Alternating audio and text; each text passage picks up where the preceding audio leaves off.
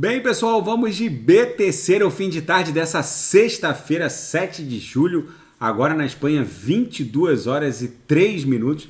No Brasil, 17 horas e 3 minutos.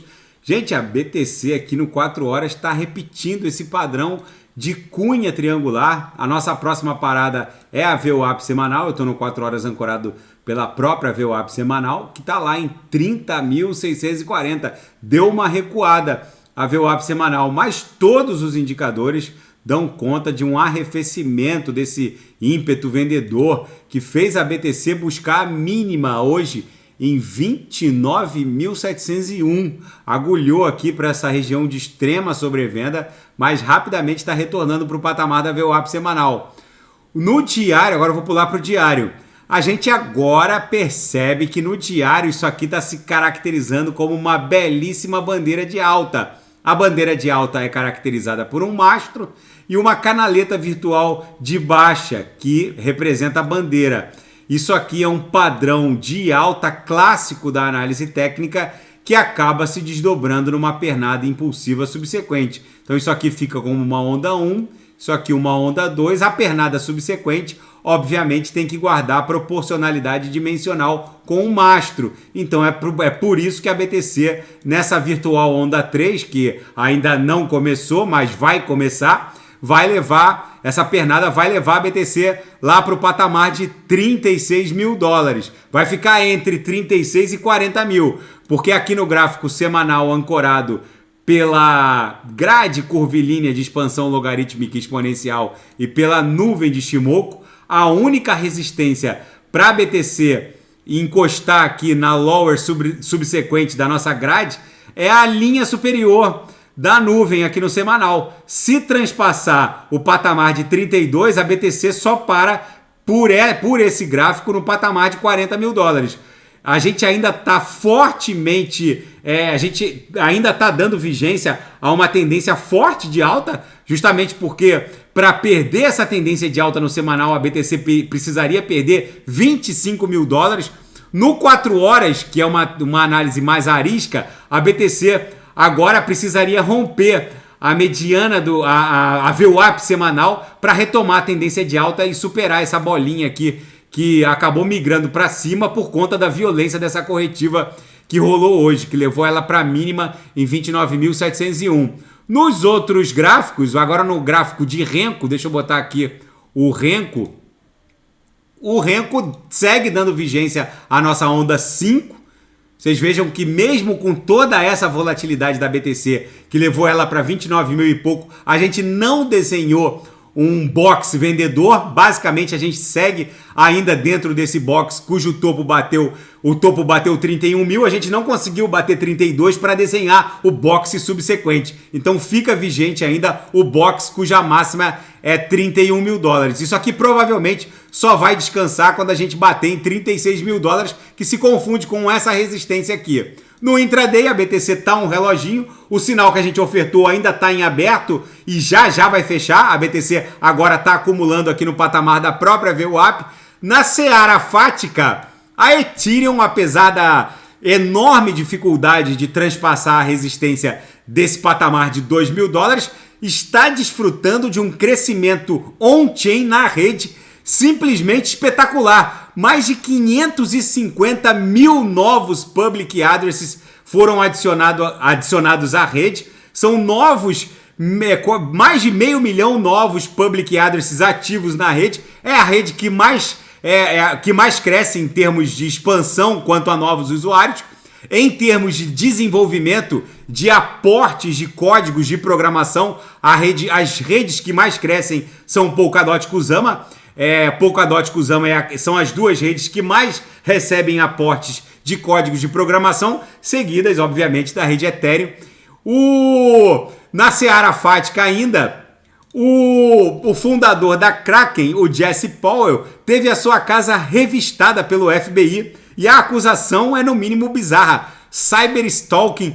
Não foi esclarecido quem o Jesse Powell estaria promovendo, contra quem ele estaria promovendo o stalking na rede, quem ele estaria stalkeando. Enfim, o FBI cumpriu um mandado de busca e apreensão na casa dele e a acusação era essa. E a Google Cloud agora tem ambições para rodar nodes de validação da Bitcoin Lightning Network. Para quem não sabe, a Bitcoin Lightning Network é uma segunda camada de validação e dimensionamento da rede blockchain da BTC.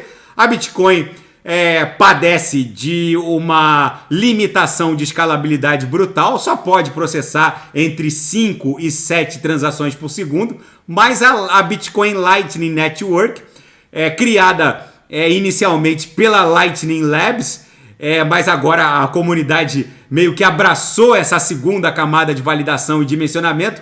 Agora várias corporações querem rodar nodes da Bitcoin Lightning Network e agora a Google está preparando uma força computacional em nuvem para rodar nodes de validação da Bitcoin Lightning Network. É o novo normal. A rede BTC ela aceita a cunhagem em bloco de dezenas de milhares de transações depois que elas são ultimadas dentro de uma segunda camada de validação, exatamente como acontece com a rede Ethereum e uma Polygon Matic da vida. A Polygon é uma segunda camada de validação que processa milhares de transações por segundo e acaba levando tudo isso em bloco para Ethereum, que é uma rede limitada, que também processa poucas transações por segundo. O mesmo acontece com a BTC e a Lightning Network. E na seara geopolítica e finanças internacionais, a OTAN disse que vai gastar pelo menos 2% do PIB global de todos os países integrantes desse bloco militar ocidental em defesa. Gente, para a BTC isso é muito bom. Estados soberanos gastando o que não tem, basicamente explodindo os seus orçamentos, que já são bizarramente deficitários. Para a BTC isso é muito bom. O fato é que há uma correlação clara entre o M2, né, a base monetária, o Money Measure, e a expansão do market cap da BTC. E é isso que vai levar a BTC a $1 milhão. É a expansão do M2. Obviamente, os países integrantes da OTAN vão precisar de muita impressão de dinheiro para poder bancar toda essa escalada militar sem precedentes nos últimos anos. Enfim, a Rússia está desconsiderando a advertência da Agência Internacional de Energia Atômica e vai manter ligado o reator nuclear da usina nuclear de Zaporizhzhia. A Agência Internacional de Energia Atômica recomendou que o Kremlin desligasse completamente o reator nuclear da usina de Zaporizhzhia. Porém, a Rússia disse que não vai desligar e vai manter o reator em pleno funcionamento. O Zelensky avisou que isso é uma ameaça à Ucrânia, mas enfim, é mais um imbróglio envolvendo esse conflito russo-ucraniano. E ainda na seara geopolítica e finanças internacionais, os Estados Unidos vão enviar bombas de fragmentação para a Ucrânia. Apesar disso ser uma séria ameaça civil, a Rússia já tinha feito uso desse armamento durante a guerra, mas agora a Ucrânia também vai fazê-lo. O fato é que o Kremlin disse que esse envio de armas desse nível de letalidade para a Ucrânia não vai ficar sem resposta. A Rússia parece que está pavimentando um caminho para um uso eventual de armas nucleares, porque eles vão numa escalada absurda e agora com a OTAN fornecendo todo tipo de armamento, inclusive de última geração, para a Ucrânia, a Rússia vai cada vez mais vai advogar a tese da possibilidade de fazer uso de armas nucleares, justamente porque, na verdade, a Rússia está travando uma guerra por procuração contra a OTAN, já que a Ucrânia recebe armas de praticamente todos os países desse bloco militar ocidental, e os aliados vão enviando armas para a Ucrânia. Em algum momento, a Rússia pode responder com o uso eventual de uma arma nuclear. Esperamos que isso, sinceramente, isso não aconteça. E a BTC aqui no 6 horas segue também dando vigência a uma clara bandeira de alta. O mastro está muito bem configurado. A bandeira agora com essa explosão descendente